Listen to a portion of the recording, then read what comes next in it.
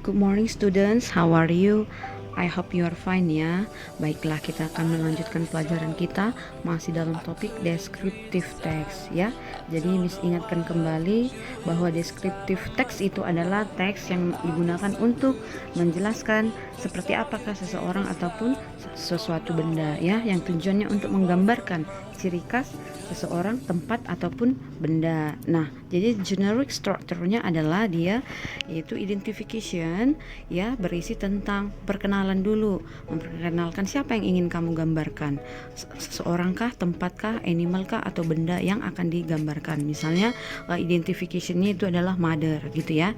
Nah, kemudian description. Nah, description ini isinya adalah deskripsi atau gambaran ataupun ciri-ciri sesuatu yang mau kau gambarkan. Nah, misalnya tadi kan ibu. Nah, berarti misalnya dia mother, misalnya kau bilang rambutnya pendek, short hair. Kemudian misalnya ibumu gemuk, fat. Misalnya ibumu putih, white gitu ya, ciri-ciri khas dia dari segi bentuknya kah, warnanya kah, atau yang lainnya. Nah, kemudian characteristic of the descriptive text itu ya, jadi dia menggunakan to be verb attributes seperti is, mr, sudah kita pelajari. Kemudian menggunakan simple present tense ya, nanti kita akan pelajari. Kemudian descriptive text ini hanya fokus kepada satu benda, sesuatu hal. Misalnya tadi kita mau menggambarkan ibu, maka ibu aja lah yang kau terangkan di dalam teksmu itu. Jangan lagi cerita ibu tapi kau ceritakan tentang sekolahmu atau gurumu, tidak ya. Kemudian descriptive text itu juga menggunakan kata sifat, adjective, sudah kita pelajari.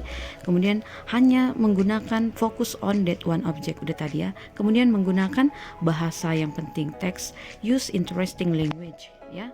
Nah, jadi karakteristik of descriptive text itu sudah tadi saya jelaskan. Nah, social functionnya tujuannya adalah untuk menggambarkan ciri khas seseorang, benda ataupun tempat ya. Miss ulang-ulangi biar kamu ingat. Nah, inilah adalah contohnya tadi, misalnya ibu tadi ya. Example identificationnya apa? Every people certainly have a mother. Setiap orang pasti mempunyai ibu, karena itulah orang lahir, karena orang adalah lahir dari dia, dari seorang ibu. Nah, jadi dia mengidentifikasikan dulu apa nih mau diceritakan ini tentang ibu kan gitu. Lalu deskripsinya digambarkanlah ibunya. My mother's name is Khadijah. Baru masuklah dalam mendeskripsikan tentang ibunya. Nama ibunya siapa, umurnya berapa, she is short, pendek katanya, tapi tidak terlalu pendek, maka dijelaskan. Itulah contoh teks deskripsi. Nah, ini juga contoh teks deskripsi tentang menjelaskan tempat ya, Raja Empat. Nah, kamu bisa baca gitu dia. Nah, oke. So, thank you ya. Nah, tugasnya adalah ini, tolong dikerjakan. Have a nice day. Goodbye.